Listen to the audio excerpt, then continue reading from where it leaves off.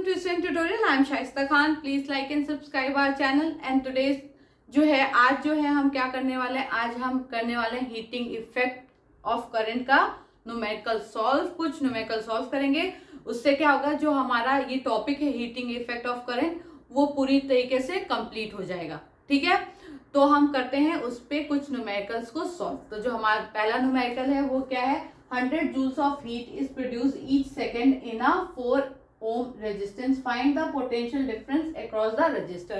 ठीक है, तो हमें सबसे पहले तो क्या करना है कि जो जो चीजें गिवन है उसको हमको कर लेना है, लिख लेना है। तो H इक्वल टू क्या है, 100 जूल, R इक्वल टू क्या है, 4 ओम, T इक्वल टू क्या दिया है, 1 सेकेंड। ईच सेकेंड का मतलब क्या है, 1 सेकेंड, और V हमें क्या है, फाइंड आउट करना है। तो जो फॉर्मूला होता है वो क्या होता है, H equal to I square R into t. यहाँ पे कहीं भी V दिखाई दे रहा है आपको, V तो नहीं दिखाई दे रहा है, तो हमको क्या करना पड़ेगा, R हमें पता है, अगर हमें I पता चल जाए तो हम ओम्स लॉ से क्या निकाल लेंगे, V की वैल्यू निकाल लेंगे। तो अब हम पहले इसमें से फाइंड आउट करेंगे I को, उसके बाद हम ओम्स लॉ के थ्रू हम उसको पोटेंशियल डिफरेंस को क्या करेंगे, फाइंड करेंगे। तो हम I को लाएंगे लेफ्ट साइड और सारी चीजों को लाएंगे राइट साइड। तो आई स्क्वायर इक्वल टू क्या हो जाएगा, H upon R into t. तो आई इक्वल टू क्या हो जाएगा, अंडर रूट में H upon R into t. तो आई इक्वल टू क्या हो जाएगा, वैल्यू रख दें 100 joule upon 4 ohm into 1 second. ठीक है, 1 सेकेंड तो छोड़ ही दीजिए, जब 4 से इसको कट करेंगे तो ये कितना आएगा, आई इक्वल टू अंडर रूट 25, कितना आ जाएगा, 25 एम्पियर।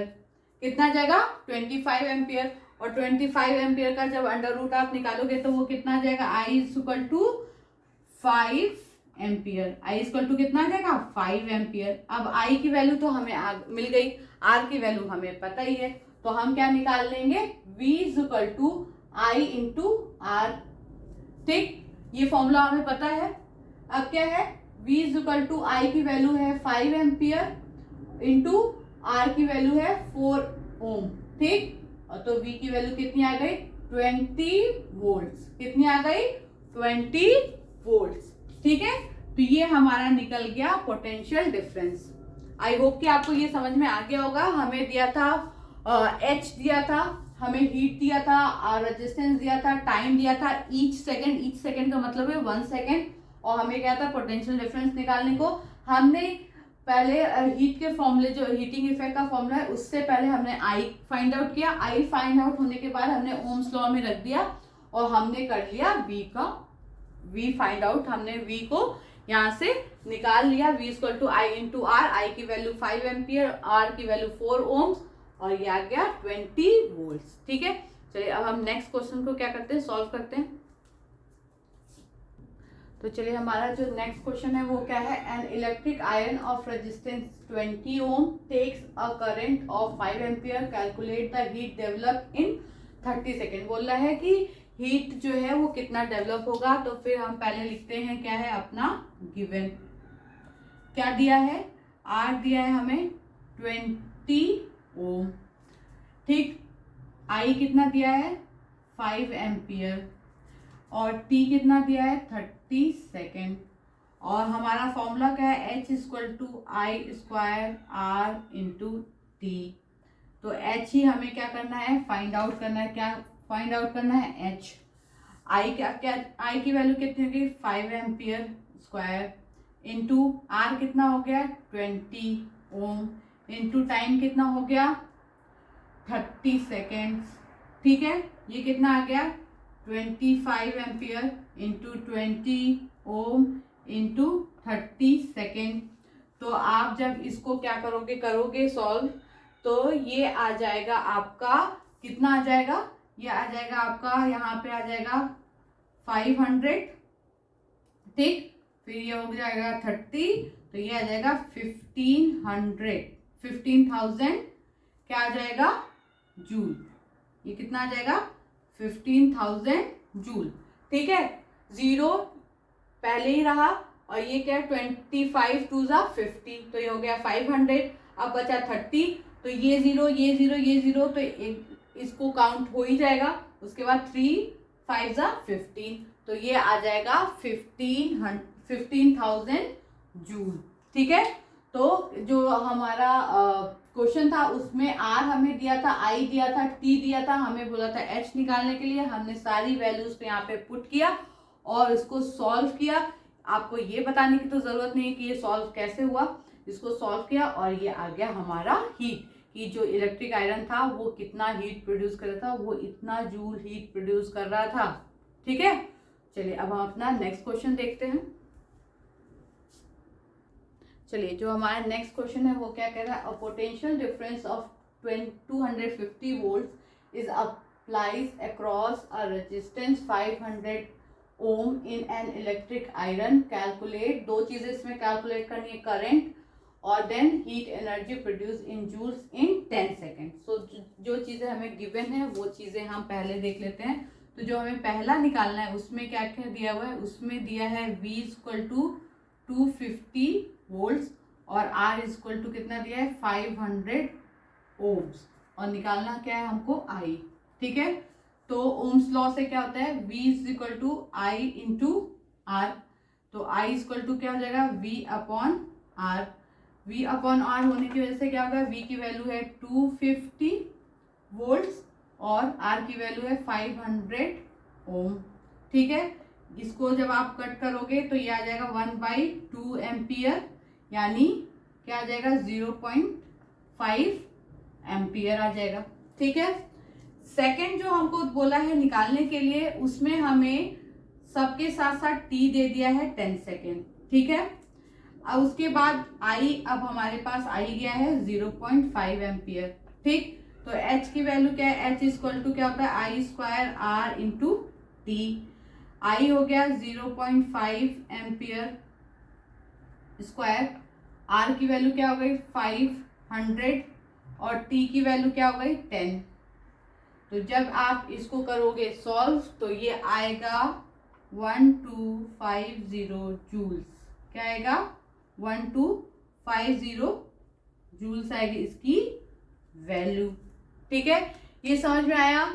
हमको दिया था पोटेंशियल डिफरेंस, हमको दिया था रेजिस्टेंस, हमको पहले पूछा कि आप करंट निकालिए। हमने ओम्स लॉ से क्या कर दिया, हमने निकाल दिया, ये करंट की वैल्यू निकाल दी। ठीक है, अब बार बार ओम्स लॉ बताने की जरूरत तो है नहीं फिलहाल, कि V equal to I into R, तो आई हमें फाइंड आउट करना है, तो V और R को हम एक तरफ लेके जाएंगे और I को एक तरफ, यानी I को हम लेफ्ट हैंड साइड में और V अपॉन R को हम एक राइट हैंड साइड में ले आए। इन दोनों की वैल्यू हमने पुट की और हमारा आंसर आ गया 0.5 एम्पियर। फिर हमें बोला था कि 10 सेकेंड्स में कितनी एनर्जी जो है वो प्रोड्यूस करेगा इलेक्ट्रिक आयरन। तो अब I भी हमारे पास था ही, T भी हमारे पास सही है, R भी हमारे पास सही है, तो अब हम H क्या करेंगे, फाइंड आउट करेंगे। तो H इक्वल टू होता है आई square R into t. I की वैल्यू है 0.5 एम्पियर का स्क्वायर हो जाएगा, इसके बाद आ जाएगा R की वैल्यू 500 और T की वैल्यू 10, और जब आप इसको करोगे मल्टीप्लाई तो ये आएगा 1250 जूल्स। ठीक है, ये हो गया आपका थर्ड न्यूमेरिकल। अब नेक्स्ट न्यूमेरिकल को हम करते हैं सॉल्व। तो चलिए, जो हमारा नेक्स्ट क्वेश्चन है ये है NCERT का बुक का क्वेश्चन है। Calculate the heat produce when 96,000 coulomb of charge in transferred in 1 hour through a potential difference of 50 volt. अब हमें क्या निकालना है, हीट निकालना है। हमें क्या दिया है, कूलम दिया हुआ है और वोल्टेज दिया हुआ है और टाइम दिया हुआ है। ठीक है, तो हमें R निकालना है, हमें I निकालना है। तो पहले हम निकालते हैं I। तो सोल्यूशन क्या है, I क्या है, I इक्वल, पहले क्या दिया हुआ है हम वो लिख लें, Q इक्वल टू दिया है 96,000 कूलम, T दिया है 1 आवर्स, इसको चेंज करेंगे 60 इंटू 60 में तो ये हो जाएगा सेकेंड्स में। फिर दिया है वोल्ट 50। ठीक है, तो I इक्वल टू क्या होता है Q अपॉन T। Q की वैल्यू कितनी है 96,000 और टाइम कितना है 60 इंटू 60, ये से ये कट गया और जब आप इसको सॉल्व करेंगे तो ये आएगा 26.67 एम्पियर। कितना आएगा? 26.67 एम्पियर। आप इसको करके देख लीजिएगा। ठीक है, अब हमारे पास आ गया आई। ठीक, अब हमको क्या निकालना है? आर। आर के लिए क्या होगा? आर इक्वल टू क्या होता है? V upon I. I equal to क्या हो जाएगा? V upon I. ठीक, तो आर इक्वल टू हो जाएगा 50 अपॉन आई कितना है? 26.67। ठीक, तो आर की वैल्यू आ जाएगी 1.87 एम्पियर, अरे ओम। ठीक है, आप इसको भी कैलकुलेट कर लीजिएगा, इतना ही आएगा। ठीक, उसके बाद अब हमारे पास आई भी आ गया, आर भी आ गया और टी हमारे पास आई है। तो अब हम आराम से एच की वैल्यू निकाल सकते हैं। तो एच क्या होता है? H equal to I square R into t. I की वैल्यू कितनी है हमारी? 26.67 का होल स्क्वायर। आर कितना है हमारा? 1.87 और टी कितना है हमारा? 60 इंटू 60। ठीक, अब आप इसको करिएगा सॉल्व और जो भी आंसर आएगा यहाँ पे आप लिख दीजिएगा। ठीक है, तो ये आपका आंसर आ जाएगा जूल में। क्या है? जूल में। क्यों? क्योंकि हीट जो है वो उसका जो SI यूनिट होता है वो होता है हीट। तो ये आपका आ जाएगा आंसर। ठीक है, इसको जब आप सॉल्व करोगे तो आ जाएगा आपका आंसर। और ये आप एक तरीके से मान लीजिए कि आपका है होमवर्क। ठीक है, क्योंकि इसको करना पड़ेगा काफी, इसको मतलब इसका जो कैलकुलेशन है वो काफी ज्यादा करना पड़ेगा। तो इसलिए ये आपके लिए होमवर्क है, क्योंकि यहाँ पे मैं करूंगी तो बहुत ज्यादा टाइम लग जाएगा। तो ये आपके लिए होमवर्क है। आप कमेंट सेक्शन में जरूर अपना आंसर जो है मुझे बताइएगा, फिर मैं आपको बताऊंगी कि वो आंसर सही है कि गलत है। ठीक है, अब हमारा एक और लास्ट क्वेश्चन है जो बहुत ही अच्छा है। तो अब हम उस क्वेश्चन को क्या करेंगे? सॉल्व करेंगे। वो भी NCERT का ही क्वेश्चन है। ठीक है, नेक्स्ट क्वेश्चन है वो भी क्या है? NCERT बुक का है। तो चलिए इसको सॉल्व करते हैं। The conducting wires of the same material and of equal length and equal diameter are first connected in series and then in parallel in a circuit across the same potential difference. Find the ratio of heat produced in series and parallel combination. तो हम करते हैं इसके board के तीन part करना पड़ेगा। तो पहले करते हैं हम करते हैं पहले इसके 3 पार्ट। ठीक है, ये हो गया हमारा सीरीज का, ये हो गया हमारा पैरेलल का। ठीक है, और उसके बाद हम करेंगे रेशियो का। तो क्या कह रहा है? 2 कंडक्टिंग वायर्स है और वो सेम मटेरियल के बने हैं, सेम लेंथ है, सेम डायमीटर है, तो उनका रेजिस्टेंस भी क्या होगा? सेम हो जाएगा। ठीक है, तो उसका रेजिस्टेंस हम मान लेते हैं कि रेजिस्टेंस क्या है? X है। क्या मान लेते हैं कि X है। ठीक है, तो अगर हम सीरीज कॉम्बिनेशन में इफेक्टिव रेजिस्टेंस निकालेंगे तो वो क्या हो जाएगा? X plus X। 2 conducting wire है यानी 2 रेजिस्टेंस, यानी इफेक्टिव रेजिस्टेंस क्या हो जाएगा? X प्लस X, ये हो जाएगा 2X। I1 हम निकाल लेंगे। I1 क्या है? V upon R1। तो V तो हमारा सेम ही है दोनों के लिए, तो V और R1 की वैल्यू कितनी है? 2X। ठीक है, ये हमारा आ गया I1। अब हमको क्या निकालना है? H1। H1 हो जाएगा I1 square into R1 into T। ठीक है, तो H1 की वैल्यू क्या हो जाएगी? I1 की जगह हम रखेंगे V अपॉन 2X का whole square R1 into T। R1 की वैल्यू क्या रखेंगे? 2X। ठीक, ये हो जाएगा V square upon 4X square into 2X into T। X से X, एक X कैंसिल, 2 से 2 ये कैंसिल, तो ये हो जाएगा V square into T upon 2X। ठीक है, ये आ गया हमारा H1। ठीक, ये आ गया हमारा H1। अब आए पैरेलल में 1 अपॉन R2, तो क्या हो जाएगा? 1 अपॉन X, तो ये हो जाएगा 2/X। तो R2 अगर हम निकालेंगे तो ये हो जाएगा X/2। अब हमको क्या निकालना? I2 V अपॉन R2, तो क्या है v अपॉन x बाई 2, तो ये हो जाएगा v इंटू 2/x। ये हमारा आ गया I2। ये क्या आया हमारा I2 आया। अब H2 निकालना है तो क्या आ जाएगा I2 का whole square R2 into t, तो H2 इक्वल टू क्या हो जाएगा I2 क्या आया है V इंटू 2 अपॉन एक्स का पूरे का स्क्वायर, R2 क्या है 2/x, सॉरी x/2 क्या है x/2 इंटू टी। ये क्या आ जाएगा v square into 4 into x into T. ये हो गया ऊपर, नीचे क्या आया एक्स स्क्वायर अपॉन 2, एक्स से एक एक्स कैंसिल, 2 से ये 2 कैंसिल, तो हो जाएगा H2 इक्वल टू क्या हो जाएगा v square into 2 into T upon x. ये आ गया हमारा H2। ये क्या आ गया हमारा H2, v square into 2 into T upon x. अब हमें क्या निकालना है रेशियो निकालना है, तो रेशियो कैसे निकलता है H1 अपॉन H2। तो H1 की वैल्यू क्या है v square into T upon 2x, और H2 की वैल्यू क्या है v square into 2 into T upon x, तो H1 अपॉन H2। ठीक है, तो अब क्या हो जाएगा ये यहाँ जाएगा और ये यहाँ जाएगा, तो x से x कैंसिल हो जाएगा। ठीक है, और v स्क्वायर से v स्क्वायर, t से t कैंसिल हो जाएगा, और क्या बचेगा सिर्फ बचेगा 1 अपॉन 4। क्यों, क्योंकि देखिए ये चला जाएगा यहाँ पे और ये चला जाएगा यहाँ पे। ठीक, अगर आपको नहीं समझ में आ रहा है तो मैं फिर से कर देती हूँ इसको।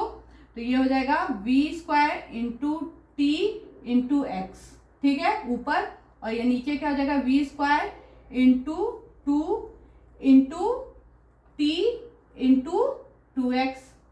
ठीक है, x से x कैंसिल, v स्क्वायर से v स्क्वायर, t से t कैंसिल, तो क्या बचा H1 अपॉन H2 कितना हुआ 1 अपॉन 4। ये आएगा 1 अपॉन 4 का रेशियो। मैं फिर से आपको एक बार समझा दे रही हूँ। क्या है, दो कंडक्टिंग वायर है जिनका मटेरियल सेम है, लेंथ सेम है, डायमीटर सेम है। ठीक है, तो दोनों का जो रेजिस्टेंस होगा वो भी सेम होगा। तो मान लिया हमने कि रेजिस्टेंस क्या है x है दोनों का। अब उसको पहले सीरीज में हमको हीट निकालना है, फिर हमको पैरेलल कॉम्बिनेशन में हीट निकालना है। तो पहले हमने सीरीज में इफेक्टिव रेजिस्टेंस निकाला, तो R1 equal to x plus x 2x हो गया। उसके बाद हमको क्या चाहिए, उसके बाद हमको चाहिए I चाहिए, तो I1 हमने निकाला v अपॉन R1, तो v अपॉन 2x।